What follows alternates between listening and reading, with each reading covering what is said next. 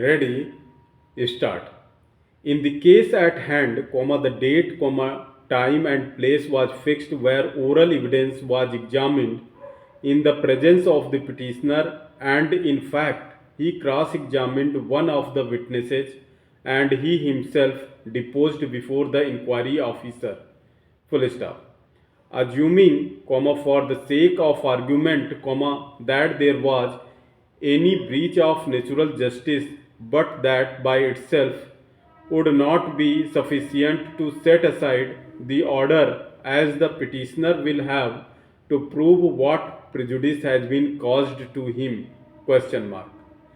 The apex court in the case of Union of India and others versus Alok Kumar 2010 within bracket 5 ASCC 349 held that even in case of breach of natural justice, the employee will have to prove what prejudice has been caused in the following words: colon double inverted comma 83 dot.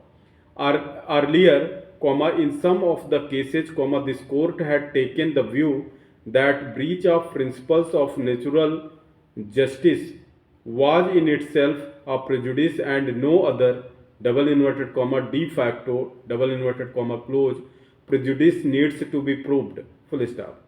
In regard to statutory rules, the prominent view was that the violation of mandatory statutory rules would tantamount to prejudice, but where the rule is merely directory, the element of de facto prejudice needs to be pleaded and shown.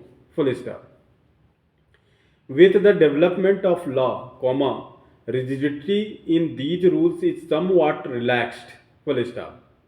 The instance of de facto prejudice has been accepted as an essential feature where there is violation of non-mandatory rules or violation of natural justice as it is understood in its common parlance. Full stop. So far as the appointment of the defending officer is concerned, there is nothing on record to show that at any point of time during the inquiry the petitioner sought appointment or engagement of a defending officer. Full stop. Even in the pleadings, the specifics are lacking. Full stop. Further, the petitioner has not been able to plead or substantiate what prejudice was caused to him by non-appointment of a defending officer. Question mark. Therefore, the above arguments cannot be accepted. Full stop.